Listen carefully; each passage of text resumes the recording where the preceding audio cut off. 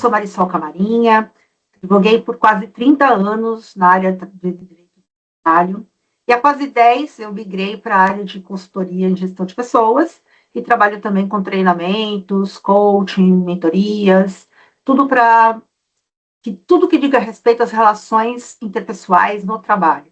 Todo o meu foco de trabalho desde a juventude vem no ambiente de trabalho, nas relações trabalhistas ou nas relações com o trabalho. Sou consultora parceira da FESA Group e é uma alegria estar aqui com vocês. Tenho especialização internacional em segurança psicológica, certificado internacional em segurança psicológica, tenho formação, claro, em direito, com pós-graduação em direito do trabalho, e hoje também atuo bastante com comunicação, porque a comunicação realmente está no cerne, na maioria dos conflitos de relações de trabalho e também na maioria dos entendimentos da relação de trabalho, né? Então, estou fazendo uma pós-graduação em psicologia organizacional, para aprimorar aqui os conhecimentos. É uma alegria estar aqui com vocês. A NR1 foi atualizada em 2024, era para ter entrado em vigor em 2025, maio de 2025, foi adiada e entra em vigor agora, dia 26 de maio de 2026. A norma traz uma atualização, incluindo riscos psicossociais como entre, né, os fatores prejudiciais à saúde na segurança e medicina do trabalho. Os riscos psicossociais dizem respeito ao ambiente de trabalho, o que significa dizer que são as relações entre a liderança e o time, entre os pares, também como o trabalho é organizado, trata da sobrecarga do trabalho, trata da jornada extensiva e outras questões desse tipo. Então, para a NR1, é muito importante que o ambiente de trabalho seja um ambiente saudável e não um ambiente tóxico como a gente tem visto por aí.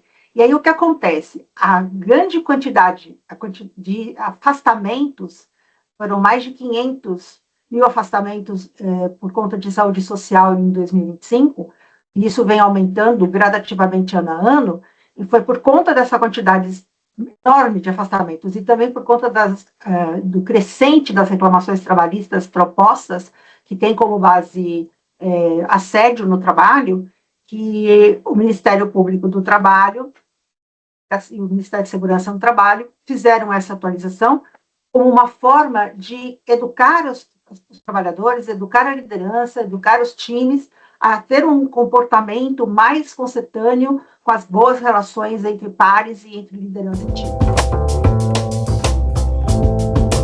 A liderança tem um papel muito expressivo, muito grande nas relações de trabalho, e por isso as heranças que a gente traz da liderança de comando e controle, da época mais conservadora da liderança e tudo mais, isso tem uma consequência muito grande nas relações de trabalho hoje em dia.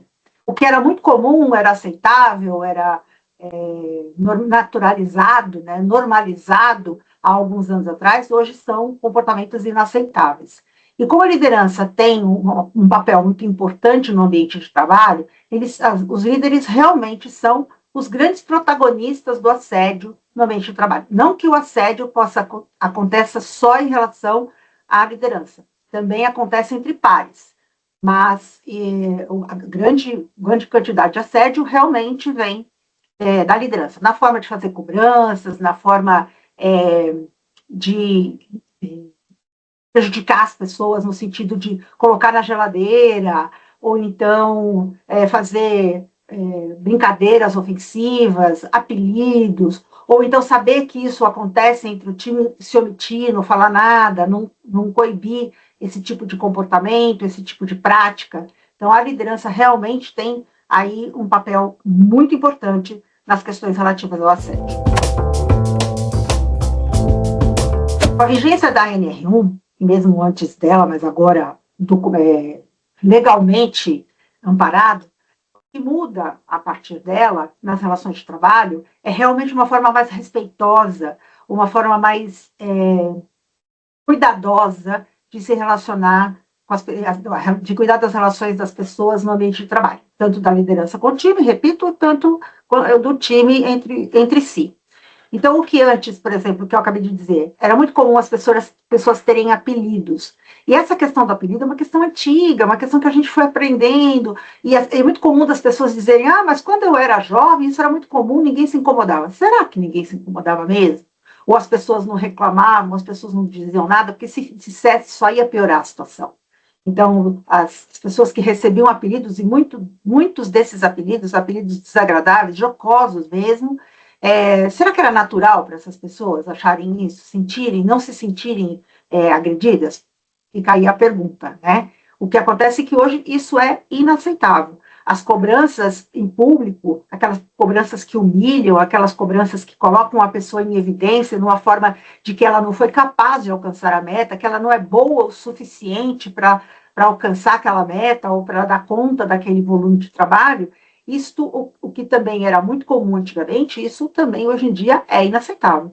E é o que a NR1 traz, justamente na sua atualização, para coibir esse tipo de prática. Mas a gente sabe que isso é um processo, não vai acontecer da noite para o dia. No dia 27 de maio, não vai estar tudo direitinho, todo mundo se dando bem, todo mundo sendo respeitoso, todo mundo sendo educado e ninguém assediando ninguém. A gente sabe que não é assim, mas a partir de 26 de maio é preciso redobrar o cuidado nas relações de trabalho, é preciso redobrar o cuidado na forma como a gente se comunica, nas brincadeiras que são feitas, nas brincadeiras depreciativas, nas brincadeiras que colocam a pessoa numa evidência desagradável, de menos-valia, porque isso prejudica muito a autoconfiança das pessoas, isso adoece as pessoas, o assédio está diretamente conectado à saúde mental, é um dos grandes ofensores da saúde mental, então é impossível ignorar a sua importância nas relações humanas, mas em se tratando de direito do trabalho, nas relações havidas no ambiente de trabalho. É importante que a gente saiba o que é assédio e o que não é assédio em se tratando de cobrança de metas e tudo mais. Então, olha, exigir eficácia no trabalho, eficiência, não é assédio. O que é assédio é a forma como se faz isso.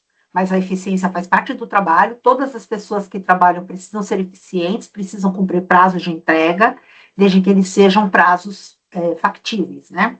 Cobrar prazo, portanto, não é assédio. Avaliar desempenho não é assédio. O desempenho precisa ser avaliado. Isto faz parte de todo um programa, muitas vezes, de carreira dentro da empresa. Instalar câmera de segurança não é assédio. Cobrança não é assédio. É possível cobrar e, aliás, muitas vezes é necessário cobrar. Mas, repito, é a forma como a cobrança acontece. Muitas vezes ela acontece de uma maneira pública, de uma maneira que desqualifica a pessoa, e aí sim se caracteriza assédio. Mas se a cobrança é feita no particular e de uma forma respeitosa, educada, firme, mas respeitosa e educada, eu tenho certeza que cada um vai encontrar uma maneira de fazer isso, porque nem é tão difícil assim, ela não se caracteriza com acesso. O feedback, por exemplo, o feedback estruturado, o feedback faz parte do crescimento das pessoas dentro do trabalho. Ele, na verdade, é muito importante para a pessoa saber se está indo bem, no que ela precisa melhorar, no que ela está mandando bem, então, para continuar assim. No entanto, esse feedback também precisa ser um feedback preparado, o líder precisa se preparar para esse feedback, ter fatos que realmente sustentem o feedback que ele está dando, e a conversa tem que ser uma conversa respeitosa, tem que ser uma conversa que respeite a dignidade de quem está recebendo esse feedback. Os feedbacks públicos, e principalmente corretivos, são absolutamente dispensáveis. Eles realmente, quando são feitos assim, eles caracterizam assédio, sem dúvida nenhuma, e ainda deixam uma porção de testemunhas desse assédio. A meta impossível de se alcançar também é uma forma de assédio. Além de ter a sobrecarga de trabalho, que a NR1 pede, né, proíbe, ainda deixa a pessoa naquela situação, que já comentamos antes, de que ela não é suficiente, de que ela não é boa o suficiente, não é competente o suficiente para dar conta da meta. Enquanto que não é isso que acontece. A meta que é realmente muito acima do possível de ser alcançada. Bom, e quem são as grandes vítimas do assédio nas empresas? Em primeiro lugar, disparado, as mulheres, seguidas de perto pela população negra. No entanto, existem outras populações que também são vítimas de assédio, e são elas, não por ordem, tá? As pessoas LGBT, as pessoas com deficiência, as pessoas idosas, as pessoas obesas, só para citar algumas.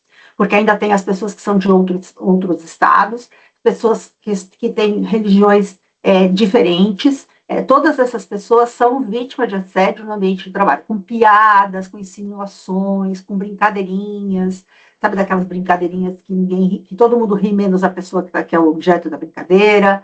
Então, é preciso realmente acender uma luz e despertar para esta realidade. Não é engraçado, certo? É desagradável e se configura, sim, em assédio. E o assédio adoece as pessoas de verdade, tá? Já disse antes, vou repetir, é um dos grandes ofensores da saúde mental das pessoas no ambiente de trabalho, certo? Tem outros ofensores também, como a sobrecarga, etc e tal, mas o assédio é um grande ofensor. Inclusive, falando em mulheres, a FESA fez uma pesquisa agora em março, bastante recente, que trouxe dados alarmantes em relação ao assédio sofrido pelas mulheres.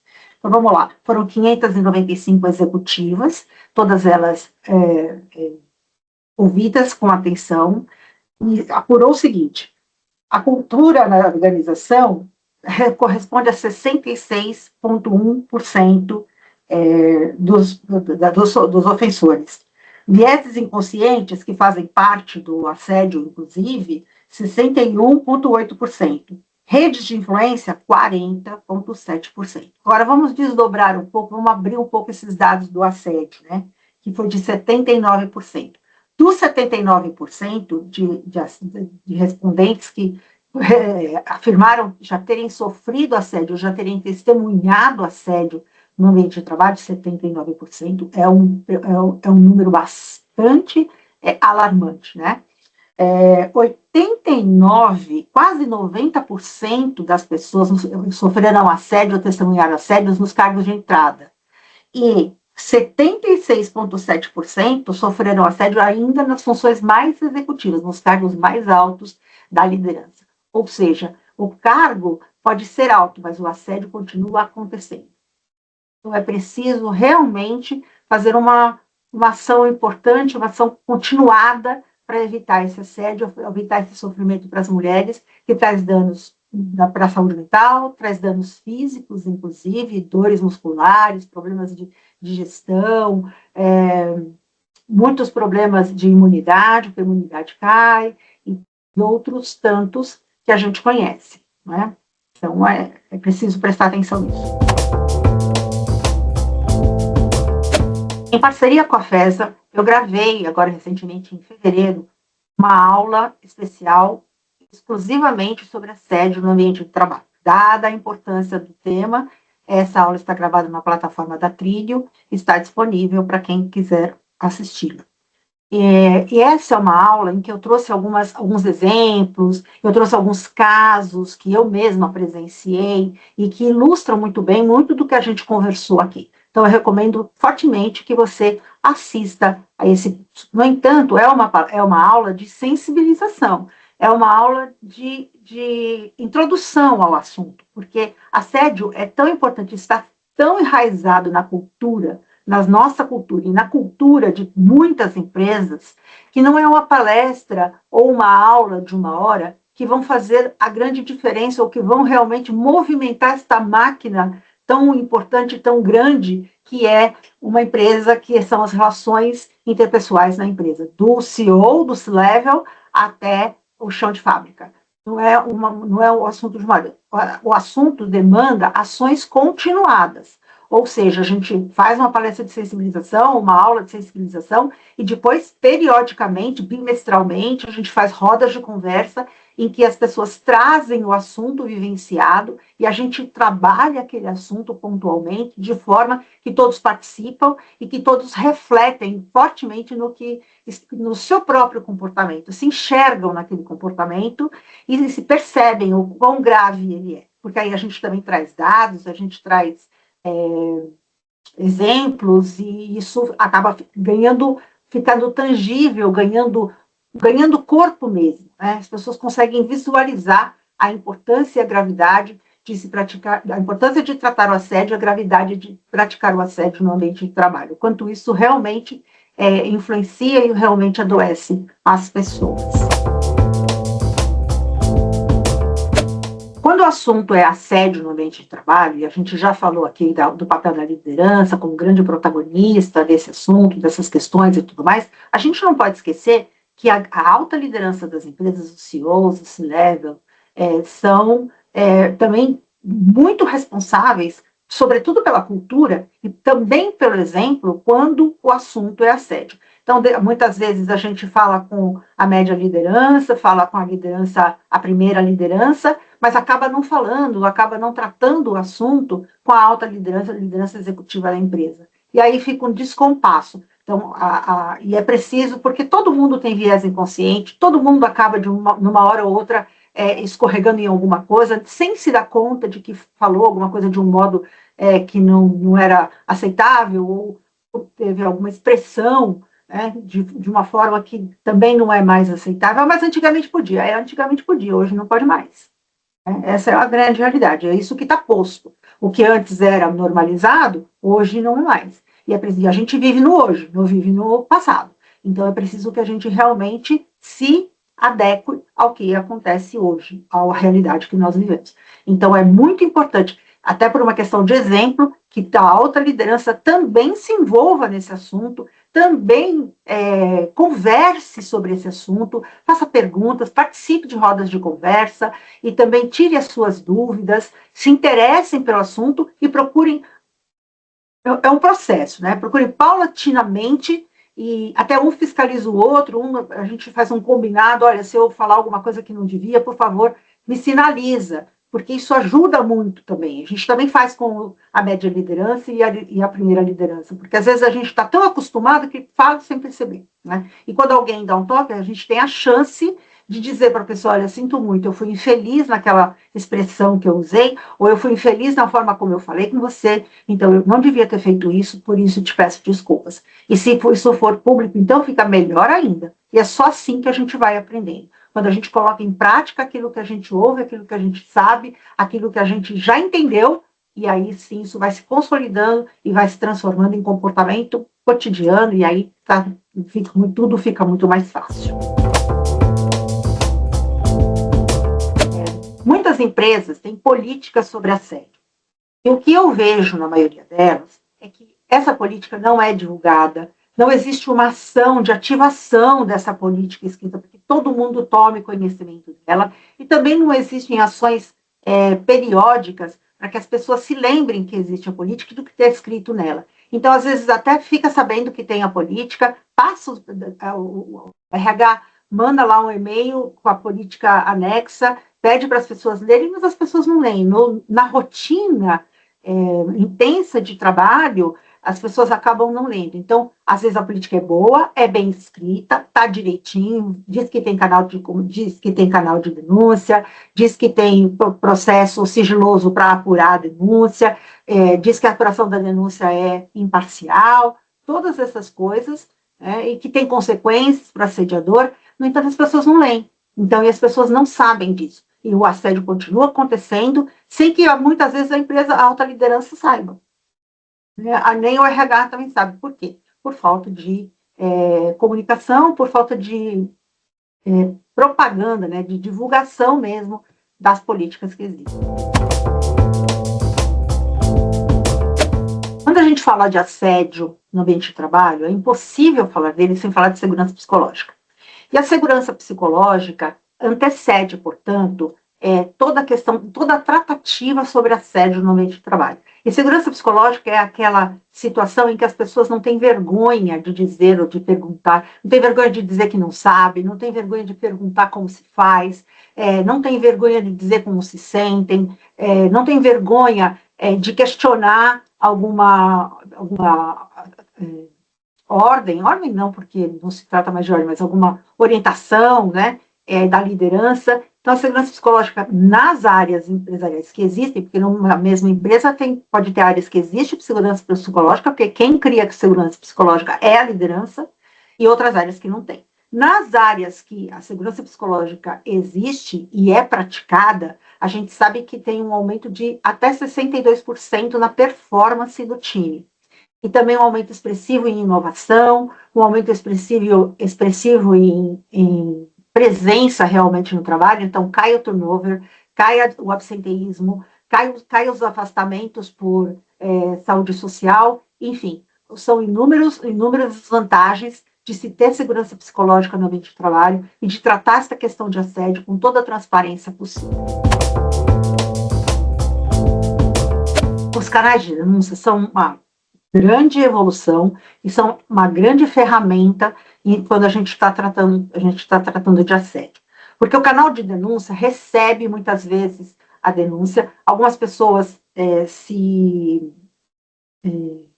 identificam, outras não, o que também dificulta a apuração do fato, né? Então é preciso que as pessoas tenham segurança de sigilo absoluto no canal de denúncia, para que elas se sintam à vontade de denunciar mesmo o assédio, contando os fatos, onde aconteceu, que dia, que hora, quem estava perto, em que circunstâncias, quais foram os fatos que caracterizaram o assédio, e a partir deste canal de denúncia seguro, sigiloso e sério, que a seriedade vem quando acontece a apuração efetivamente, e quando a apuração acontece e se chega à conclusão que houve efetivamente assédio, o assediador precisa ser punido, né? Se ele já participou de palestras sobre assédio, se ele já assistiu alguma aula sobre assédio que a empresa disponibilizou, mais ainda, porque não é um assunto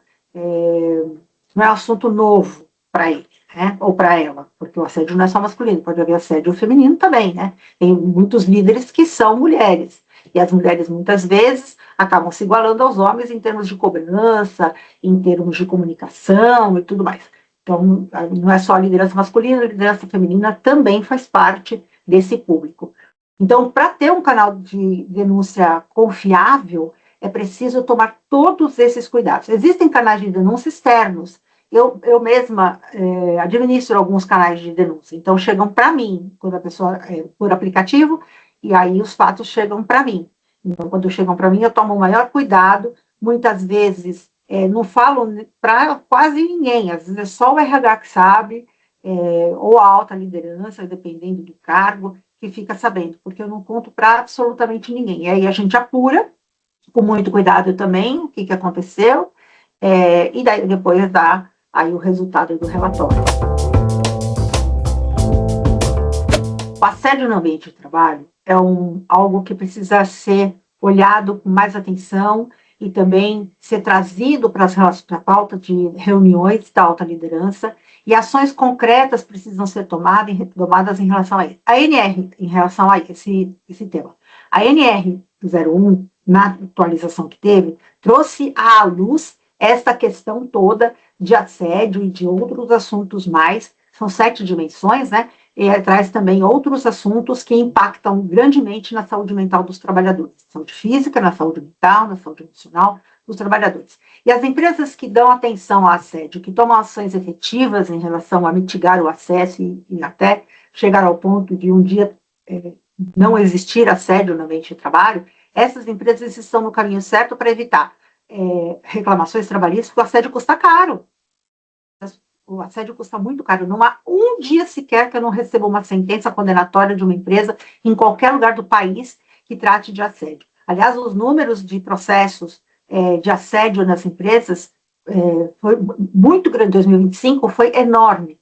Tanto o assédio moral, o assédio existencial, quanto o assédio sexual. E isso só cresce. É cada vez mais processo trazendo o assédio como pauta ou como assunto dos processos trabalhistas.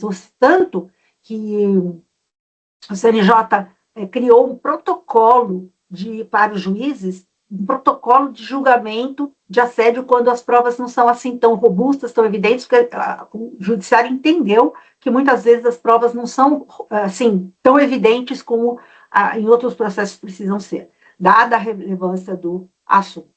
Então, custa caro, além do que a NR1 traz aí a possibilidade de fiscalização. Então, os fiscais do Ministério do Trabalho vão fiscalizar as empresas, as multas são altíssimas, então é preciso que realmente se olhe para isso, e além do que tem os afastamentos, tem o turnover, tudo isso tem um custo indireto, ou um custo, assim, prontamente invisível, mas que se for colocar na ponta do lápis, isso traz um custo enorme para as organizações. Porque quando você tem um turnover alto, você gasta muito tempo e muito dinheiro no recrutamento, na captação de outro profissional, no recrutamento, entrevista e de experiência, etc. e tal. Esse é um número que muitas vezes as pessoas não sabem, que muitas empresas o RH não apura, mas se passar a apurar, também vai ter. Sem falar no absenteísmo e no presenteísmo e tudo mais. Então, assédio no trabalho custa caro e bem caro.